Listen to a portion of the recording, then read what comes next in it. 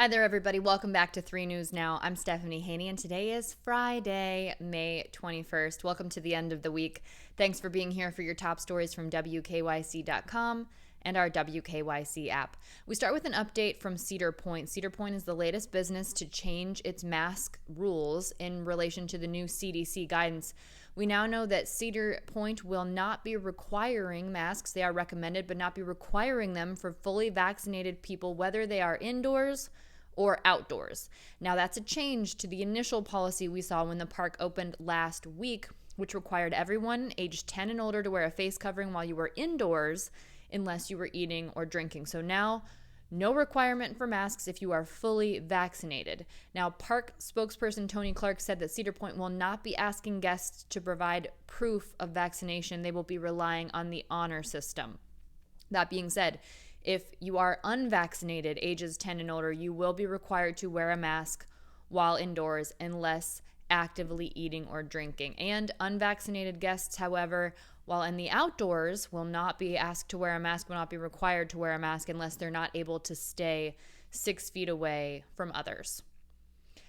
Now we're seeing a brand new side effect, potentially, sort of a side effect related to COVID-19. There's a Houston doctor who is trying to understand why some COVID-19 patients have developed massively enlarged tongues. Now, when I read this headline, I was thinking to myself, oh, a swollen tongue. No, the photos for this are wild. These tongues are massive, truly enlarged. And doctors in Houston are trying to figure it out. The doctors are reporting that the condition is called Macroglossia. It makes it impossible to eat or talk. And when you take a look at these photos on WKYC.com, you'll understand why. Now, Dr. James Melville is with UT Health School of Dentistry. He's specializing in the condition. He's performed surgeries to help people regain the use of their tongues after this presents itself. Now, KHOU 11, which is one of our sister stations, first reported on this condition last fall. And at that time, Dr. Melville said there were only 2 documented cases in the United States. Since then, he's heard of 7 more cases. So here is some information about those 9 total patients that the doctors are aware of. All of them had been intubated in a hospital. 2 of them had suffered strokes. The other 7 were hospitalized with COVID-19 prior to developing this macroglossia.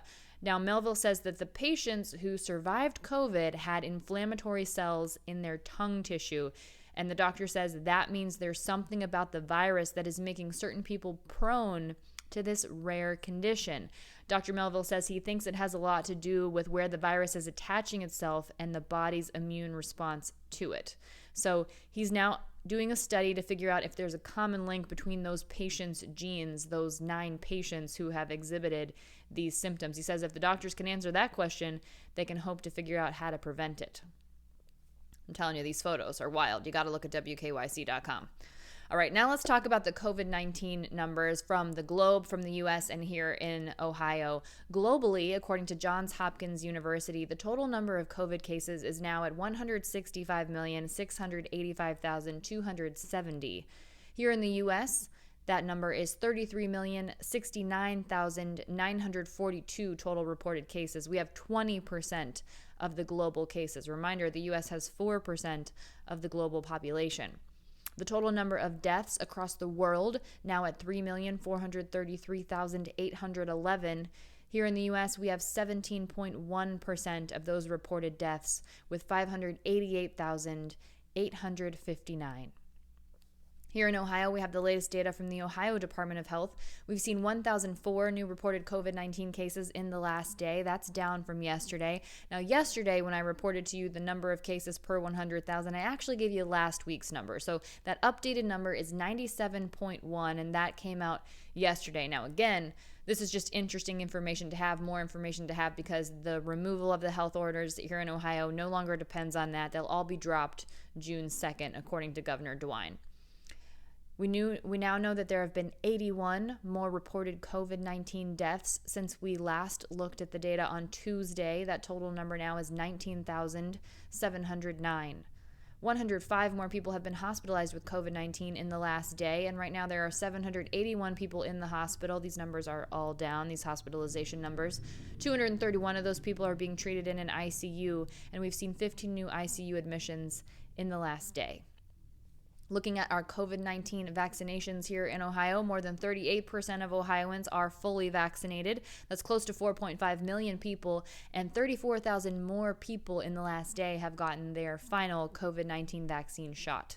Close to 44% of Ohioans have started the vaccination process. That's more than 5.1 million people, and close to 46,000 in the last day. That's a bigger number than we've seen lately. Potentially could be tied to Ohio's Vax-A-Million lottery, which, as a reminder, you have until Sunday to register if you have had at least one COVID-19 vaccine shot, whether you fall into that 12 to 17 category for the college scholarship or the 18 and up category for the chance at winning $1 million before taxes.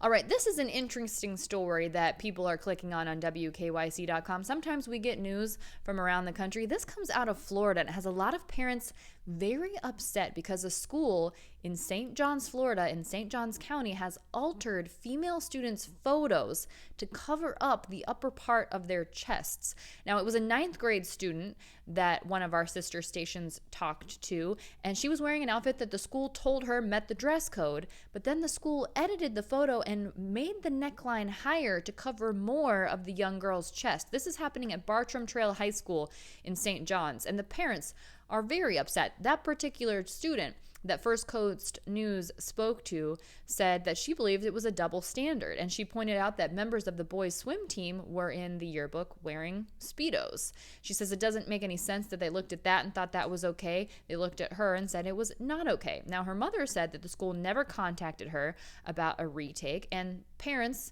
in the county say that this is part of a larger dress code issue that is disproportionately targeting female students. Dozens of parents are reporting the same issue. They say it's a problem because it's sexualizing these young girls. Another person, Yvette Ballard, her daughter, her photo was also altered, and she says now students are passing the photo around on Snapchat and harassing her daughter about it.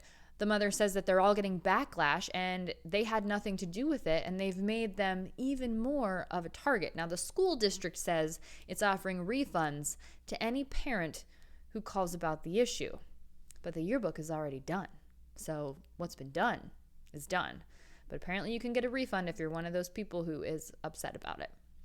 Speaking of Florida, if you want to go to Florida, it just got a little bit easier here in the Northeast Ohio area. There's a new airline. It's called Breeze Airways. And it's coming to the Akron-Canton Regional Airport, and they will have pretty inexpensive fares. They will start service from Akron-Canton Airport starting June 26th with direct flights to Tampa, Florida, New Orleans, Louisiana, and Charleston, South Carolina. Those sound like pretty exciting places. This is a new U.S. carrier from the JetBlue founder, David Neeleman. So unveiled today. Across the country, Breeze Airways will have 39 nonstop routes. That'll be between 16 cities in the Southwest, the Midwest, the Southeast, and the Eastern U.S. Flights are on sale right now, starting at $39 one way, and the website is flybreeze.com. Now, those $39 flights are only available on select flights, and there are some available out of Akron-Canton. You gotta buy the tickets, though, by May 31st and travel before February 15th of next year, 2022, if you want to be eligible for this particular promotion that they're doing right now. All right, one thing to talk about before we let you go. Today is the first Dollar Dog Night for the Cleveland baseball team at Progressive Field, and our 3 News sports analyst Ben Axelrod is taking a look at how the Tribe built the best bullpen in baseball. Not necessarily a conversation that I thought we would be having with all the talk about what happened between the end of last season and this season with the moves made on the roster, but it is a conversation that we are now having because entering this weekend's 3-game series with the Minnesota Twins, Cleveland has the best Major League Baseball ERA in the bullpen, 2.57, and the second rank in save percentage at 88%, and first in Fangraph's win probability added category. So, how did the Tribe get here? That's a good question. One of the ways is by going deep. The bullpen might lack known names, but it's got some depth. There are 11 different pitchers who have made appearances in relief for the Tribe. Now, that gives manager Terry Francona versatility with both his bullpen and starting rotation strategies. That's just one route that the Tribe took to get here. For more on that, check out that story on WKYC.com from our 3 News sports analyst, Ben Axelrod. That's it for your Friday edition of 3 News Now on May 21st. I'll see you next up on What's New with your trending stories in the Clicking in Cleveland segment. Remember, if you download the WKYC app, you can watch that for free right on your app in real time. So make sure you do that. You can also do that on our Roku and our Fire TV apps. And those are also places where you can find my podcast. So make sure you do that. 3 Things to Know with Stephanie Haney is that podcast. We're talking all about egg freezing over the next couple weeks. If you give it a listen, shoot me a message. Let me know what you think. Subscribe and leave a rating and review so we can connect with more people here in Northeast Ohio. And with that, I wish you all a wonderful weekend. Enjoy this gorgeous, gorgeous, gorgeous weather that we're having. Yes, it is a little bit toasty, but remember, less than 2 weeks ago it was snowing. Okay, so let's keep that perspective in mind. And I will see you back here on Monday with more 3 News Now. Stay safe. Be well, everyone. I'm Stephanie Haney.